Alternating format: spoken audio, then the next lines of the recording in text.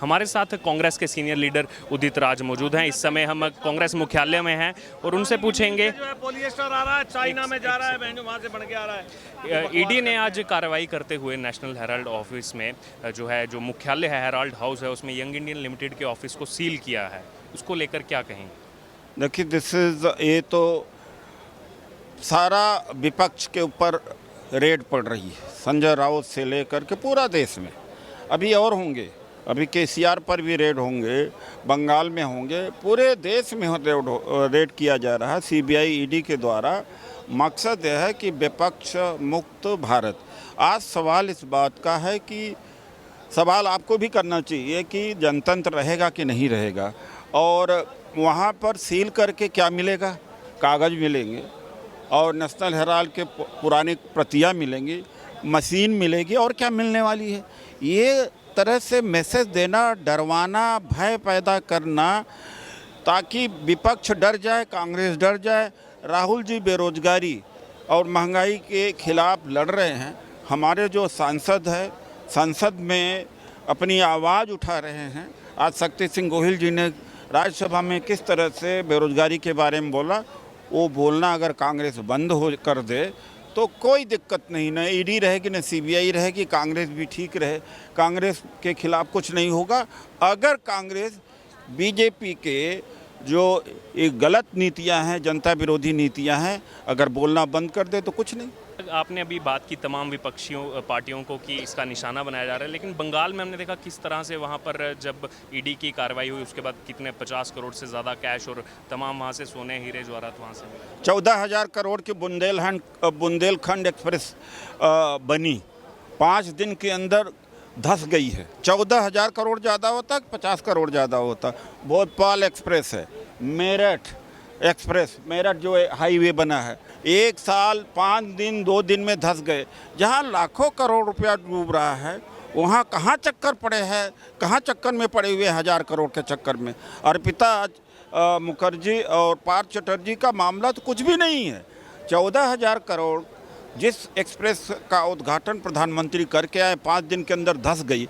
आप समझ लीजिए कि लगभग 8,000 करोड़ रुपया, 7,000 करोड़ रुपया, करीब इतना भ्रष्टाचार हो गया। उसके बारे में ईडी क्या कर रही है? वहाँ क्यों नहीं छापा मारती? छोटी छोटी चीज़ें दिखा करके, ये तो टिप्स ऑफ आइसबर्ग है। जो बीजेपी का भ्रष्टाचार है उसका कोई मुकाबला है? ईडी के इस नोटिस के बाद वहाँ पर ये लगाया गया है कि बिना उनकी इजाज़त के इस कार्यालय को नहीं खोला जाएगा। कुछ भी कर सकते हैं। इस समय जनतंत्र खत्म कर दिया है। संसद से एमपीओ को सस्पेंड कर देते हैं, किसी के यहाँ रेड करा देते हैं, किसी को गिरफ्तार कर देते हैं, किसी को फर्जी केस में फंसा देते हैं। वो कुछ भी कर सकते हैं। ये सवाल केवल कांग्रेस से ही नहीं है। आपका जो सवाल है कांग्रेस से ही नहीं है, इस देश के नागरिकों का, यह देश का जनतंत्र समाप्त हो रहा है, उससे है। ईडी की इस कार्रवाई के बाद यहाँ पर जो है इतनी बड़ी बैठक हुई, कांग्रेस के तमाम नेता इस बैठक में मौजूद रहे, उसके बाद क्या इस पर भी कोई विचार किया गया, कुछ इसमें डिसीजन लिए गए? देखिए, इसमें हमारा महंगाई बेरोजगारी मुख्य मुद्दा है।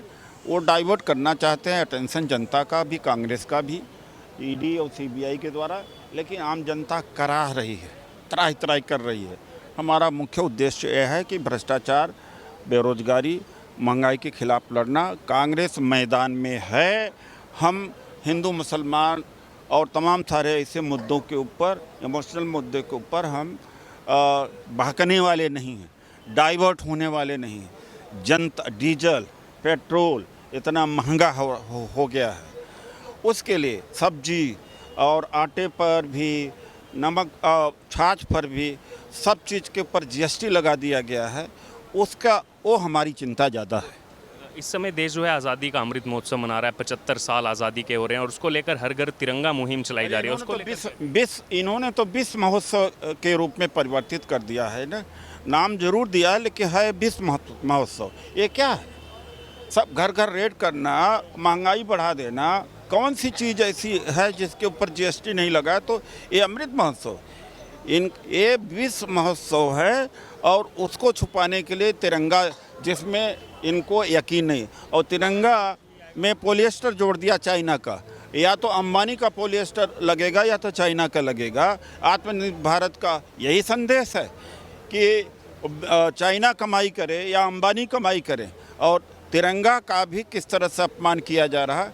अभी तक उलेन का कॉटन का, सिल्क का ही उपयोग होता था, लेकिन अब पॉलिएस्टर का इन्होंने कर दिया है। तो क्या है, 5 तारीख को जो कांग्रेस देशव्यापी प्रदर्शन करने वाली है उसको लेकर के क्या तैयारियां हैं? और हमने पहले बता दिया कि देखिए ये बेरोजगारी, महंगाई और भागीदारी सबके लिए इसके खिलाफ किया जा रहा है, क्योंकि जनता का मुद्दा, जनता हमारे लिए सर्वोपरि है।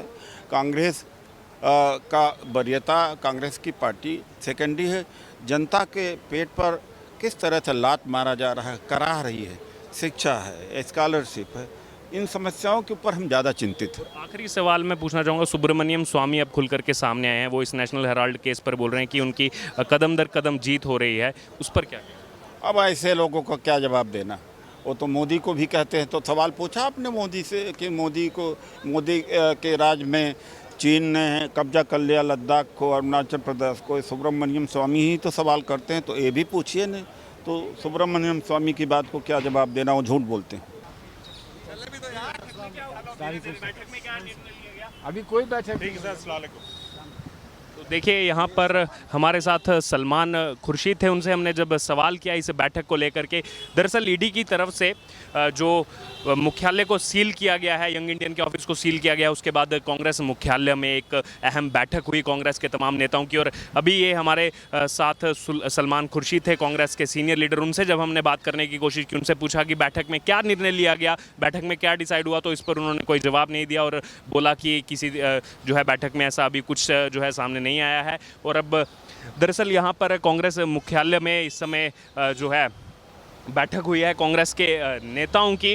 दरअसल कुछ देर पहले ही ईडी की तरफ से नेशनल हेराल्ड का जो ऑफिस है बहादुर शाह जफर मार्ग पर, उसको जो है सील कर दिया गया है। उसमें यंग इंडियन लिमिटेड का जो ऑफिस है उसको सील कर दिया गया है और उसके विजुअल्स अभी हमने आपको दिखाए, वहाँ पर भी जो है ताला लगा दिया गया है। और अभी इस समय हम मौजूद हैं कांग्रेस मुख्यालय के बाहर।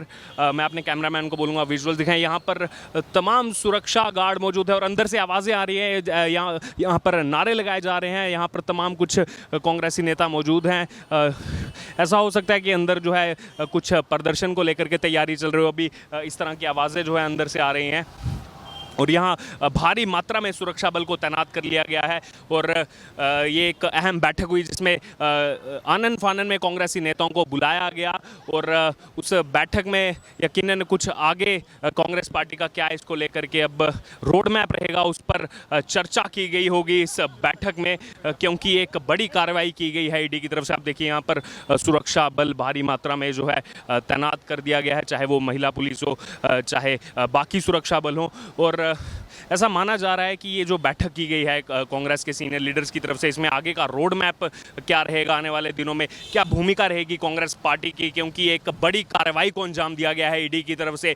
जिस तरह से नेशनल हेराल्ड के ऑफिस बहादुर शाह जफर मार्ग पर जो उनका ऑफिस है, उसमें यंग इंडियन लिमिटेड का जो ऑफिस है उसको सील कर दिया गया है ईडी की तरफ से, वहाँ पर तालाबंदी कर दी गई है और जब तक ईडी इजाज़त नहीं देगी तब तक उस ऑफिस को नहीं खोला जाएगा। और अब इसी को लेकर के कांग्रेस मुख्यालय में हलचल इस समय मची हुई है। यहाँ पर तमाम कांग्रेसी यहाँ पर पहुँचे हुए हैं, कांग्रेस कार्यकर्ता यहाँ पर पहुँचे हुए हैं और इस समय हम मौजूद हैं कांग्रेस मुख्यालय के बाहर। यहाँ पर जो है ऐसी खबर सामने आ रही है कि 5 अगस्त को तैयारी चल रही है कांग्रेस के एक बड़े प्रदर्शन की और उसको लेकर के इजाज़त नहीं मिली है, ऐसा जो है सुनने में आ रहा है। और इस बड़ी कार्रवाई से कहीं ना कहीं झटका लगा है कांग्रेस पार्टी को ईडी की तरफ से। जिस तरह से कल छापेमारी की गई थी 16 ठिकानों पर, नेशनल हेराल्ड के 16 ठिकानों पर ये छापेमारी की गई, 14 घंटे तक जो है नॉन स्टॉप उस पर रेड चली और अब उसके बाद इस बड़ी कार्रवाई को अंजाम दिया गया जब हेराल्ड हाउस, जो कि नेशनल हेराल्ड का मुख्य ऑफिस है, उसको जो है सील कर दिया गया, उसमें यंग इंडियन लिमिटेड के ऑफिस को सील कर दिया गया। तो बड़ी कार्रवाई ये ईडी की तरफ से की गई इस रेड के बाद जो मंगलवार को हुई, जिसमें 14 घंटे तक लगातार पूछताछ जो है वो चलती रही। वहाँ से तमाम दस्तावेज़ों को जो है बरामद किया गया, वहाँ से डिजिटल उपकरणों को ईडी की टीम ने जो है वो लिया। और अब ऐसा सुनने में आ रहा है कि दोबारा से यहाँ पर कार्रवाई हो सकती है और फिर से पूछताछ की जा सकती है सोनिया गांधी से और राहुल गांधी से। दोबारा से पूछताछ इस मामले को लेकर के, national Herald money laundering case को लेकर के की जा सकती है। और पी चिदम्बरम जी यहाँ पर आए हैं, हम उनसे पूछेंगे सर बैठक में क्या डिसाइड सर है? Wait, yeah. I have got something to do. You wait. कार्रवाई पर क्या करेंगे? Will you please wait? अभी आ रहे हैं, वापस आ रहे हैं, वापस आ सर एक कमेंट, सर एक comment, Will you please wait? I said. Sir एक कमेंट बस। What is wrong with her? I'm telling her to wait and.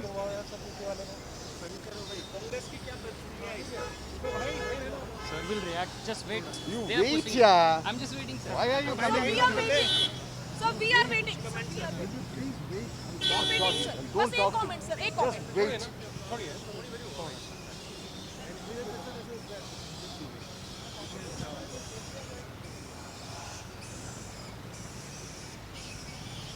तो ऐश्वर्या आपने देखा, हम लगातार कोशिश कर रहे हैं पी चिदम्बरम से बात करने की, लेकिन उनकी ओर से कोई जवाब नहीं दिया जा रहा है।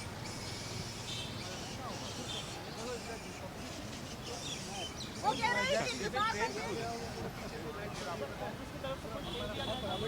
We don't want any comments right now. Chidambaram sir एक जवाब दे दीजिए ईडी की कार्रवाई पर। साथ में ही ना? हाँ, ठीक है। चिदम्बरम जी आपको थोड़ा सा सर एक जवाब। P Chidambaram sir. चिदम्बरम जी एक सिंगल कमेंट थोड़ा, आप कुछ नहीं बताना चाहते हैं? एक जवाब सर, ईडी की कार्रवाई को लेकर आप क्या बोलेंगे?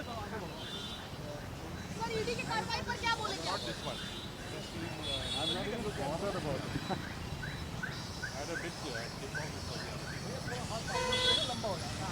पी चिदम्बरम जी एक जवाब दे दीजिए ईडी की कार्रवाई पर आप क्या कहेंगे?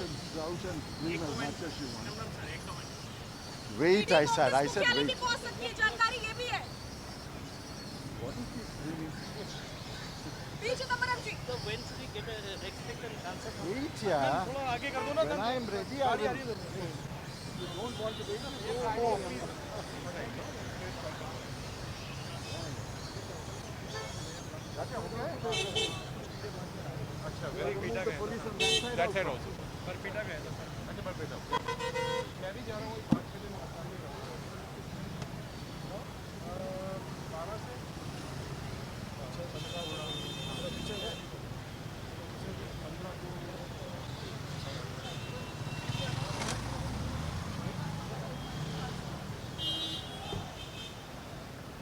हाँ प्लीज कोशिश करो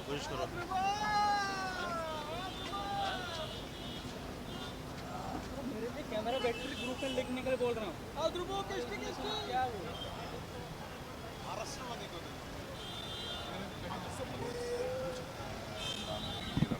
ണം ഞങ്ങൾക്കറിയില്ല പക്ഷേ ഏത് സാഹചര്യം നേരിടാൻ കോൺഗ്രസ് പാർട്ടി ईडी की ED is now acting beyond their power.